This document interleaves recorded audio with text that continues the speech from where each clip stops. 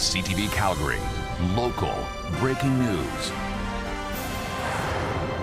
Good afternoon. Air Canada and its flight attendants are counting down to a strike, and the airline will cancel flights as early as tomorrow. CUPE, the union that represents flight attendants, served 72-hour strike notice around 1 this morning. Air Canada then followed that with a lockout notice. The airline says it reached an impasse with the union in talks yesterday afternoon. Flight attendants are only paid for when the plane is in flight. They want to be paid when they start on the job, something this passenger understands. These flight attendants need to get paid. I get paid for the day I walk on the job. They should get paid for when they're walked on the job. CUPE says it declined an Air Canada proposal to enter a binding arbitration process to secure a new contract earlier yesterday. A Calgary pastor is charged with 3 counts of voyeurism. Police allege 68-year-old Brad Dewar filmed women staying at his home without their consent or knowledge. The investigation began when police were notified that intimate photos and videos of women were found on the homeowner's tablet. Police searched the residence on Westwood Drive Southwest and seized multiple electronic devices containing 1,500 intimate photos and 19 videos. Investigators believe there are at least 3 victims. Police say between 2016 and 2025, Dewar provided short-term lodging to women he met through his church position. He is accused of using multiple devices to record them. Dewar is due in court next month. Police are asking for help to identify the suspect in a transit assault. Investigators believe this man assaulted a stranger at the Marlborough C train station last month. It happened around 4:30 p.m. on July 11th. Police say the victim was approached from behind, assaulted, and briefly lost consciousness after falling to the ground. He's been since released from hospital.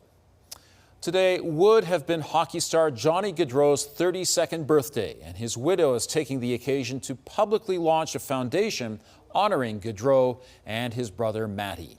Meredith and Madeline Gdro appeared on Good Morning America today to speak about the foundation.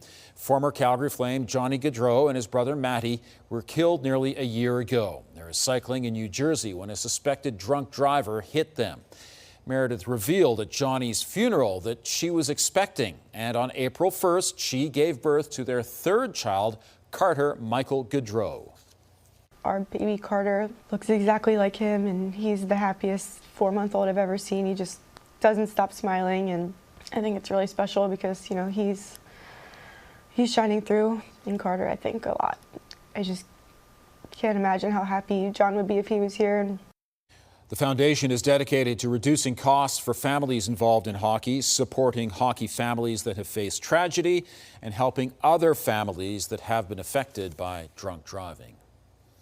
There have been 21 fatal collisions in Calgary this year. The province will soon be rolling out a new campaign targeting stunt drivers and excessive speeders.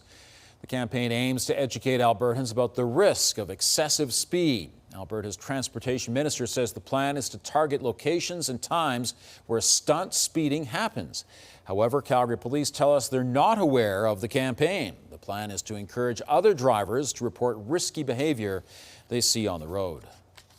They know the way in which they can report speeding across the province, as well as try to make speeding or especially racing uncool, and to be able to target individuals that sometimes are going out on social media posting lap times.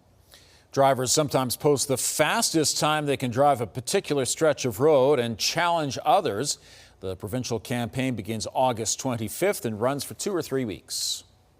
Several Alberta post-secondary schools are teaming up to turn construction waste into paving stones. SAIT, Red Deer Polytechnic, and NATE are working with the Calgary company Sustainable Paving Stones. The 2-year venture aims to create paving stones to address the growing environmental challenge of asphalt shingle waste. The schools hope to create a commercial production unit capable of producing 9,000 paving stones per hour. The project is being funded in part with a $450,000 grant from Emissions Reduction Alberta.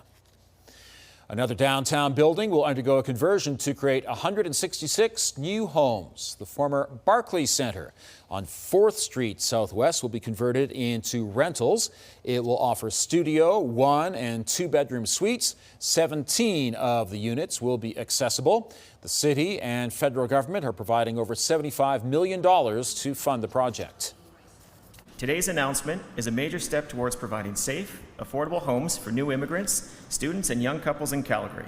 And it's another step forward in our bold, ambitious plan to build Canada strong. The conversion is expected to be complete in late 2027. Meantime, the city says the growth in secondary suites in Calgary is accelerating. Homeowners have now registered 20,000 secondary suites with City Hall. The voluntary registry began in 2015 to make people aware of safe and legal secondary suites. It took 5 years to register the first 10,000 suites, but the number has doubled in only 2.5 years. The city also points out the number of new homes built with suites more than tripled in the past 2 years. The province has issued a bear warning for all of Kananaskis and the Bow Valley. There's a bumper crop of buffalo berries this year, which is leading to more bear encounters. Parks officials say bears are easy to surprise when they're eating and reluctant to move away from their food. Anyone in provincial parks and protected areas in K Country and the Bow Valley needs to be bear aware. That means making noise, traveling in groups, carrying bear spray, and keeping all pets on a leash. The Renfrew Aquatic and Recreation Centre is offering free admission today. The facility in northeast Calgary has been closed for renovations. The work is now done, and to celebrate its reopening, everyone gets in free until 7 tonight. Calgarians are invited to swim or take part in fitness classes. There will also be refreshments and door prizes. Thanks for joining us. We'll have more on the top stories coming up on CTV News at 5 and 6 or anytime online at ctvnews.ca/Calgary.